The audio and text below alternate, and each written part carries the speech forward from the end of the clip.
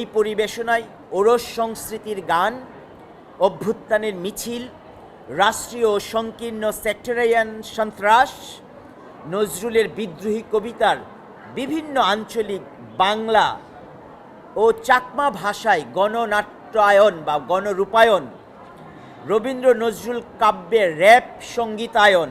আমরা জানি যে রবীন্দ্র নজরুল, বিশেষ করে রবীন্দ্রনাথ, সাধারণত যেভাবে অভিজাত মধ্যবিত্ত শ্রেণীর একটা ভোগ্য পণ্যে, সাংস্কৃতিক পণ্যে পরিণত হয়, এর বাইরেও এই ধরনের সাহিত্যের মধ্যে জনগণের আকাঙ্ক্ষা প্রকাশের ভাষা লুকিয়ে আছে।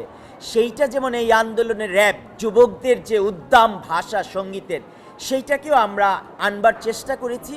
এর ফলে আমাদের ক্লাসিক যে সাহিত্য আছে, আমাদের এই জনপদের চিহ্ন বহন করে, আত্মপরিচয় বহন করে যেসব সাহিত্য কাব্য, সেগুলোকে জনগণের অভিব্যক্তিতে পুনরায় সৃজন করা যায় কিভাবে, সেই প্রচেষ্টা থেকেই আমরা রবীন্দ্র নজরুল কাব্যের র্যাপ সঙ্গীতায়ন করার চেষ্টা করেছি।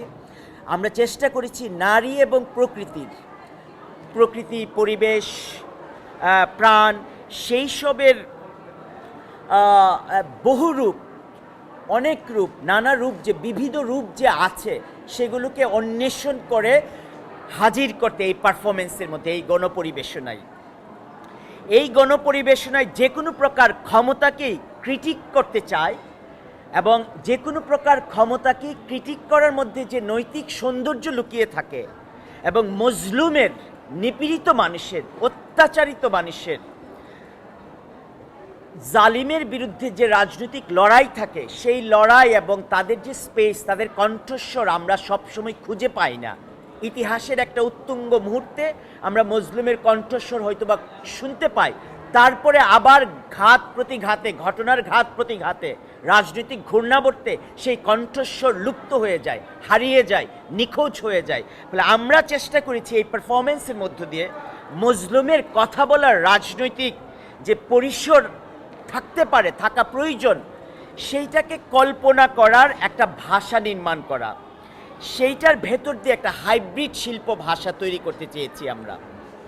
জনগণের রাজনৈতিক আত্মত্যাগের স্মৃতি ভুলে যাওয়ার বিরুদ্ধে এক অবিরত সংগ্রামের প্রয়োজনীয়তাকে জনপরিসরে বা পাবলিক স্পেসে শিল্পরূপ দিতে লাল মজলুম একটি গেরিলা প্রচেষ্টা রূপে গণ্য হতে পারে। ঔপনিবেশিক, আধুনিকতাবাদী, প্রতাপশালী চিন্তা, সেকুলারিজম, এই ধারণাটার বিপরীতে এই গণপরিবেশনা ইনক্লুসিভিটি ধারণাকে আত্মস্থ করতে প্রয়াসী। সাংস্কৃতিক জাতীয়তাবাদী ফ্যাসিবাদ, ধর্মীয় জাতীয়তাবাদী ফ্যাসিবাদ, এমনকি ব্যক্তির ক্ষুদ্রতম পরিসরে থাকা মাইক্রো ফ্যাসিজম বা ফ্যাসিবাদকেও এই পরিবেশনা প্রশ্ন করে, ক্রিটিক করে এবং জনগণের পক্ষে অবস্থান নিতে সচেষ্ট থাকে। এবং অন্তর্ভুক্তিমূলকতার ধারণা প্রয়োগ করে লাল মজলুম আমাদেরকে মনে করিয়ে দিতে চায় যে সহিষ্ণুতা, সহাবস্থান, সংখ্যালঘুত্ব এবং অপরের সাথে সংযোগ ও সংশ্লেষ বা মিশ্রণ ঘটলেই কেবল আমাদের জীবন অর্থবহ হয়ে উঠতে পারে। এই নান্দনিক রাজনৈতিক লক্ষ্যে বা বলতে পারি এই সাংস্কৃতিক রাজনৈতিক লক্ষ্যে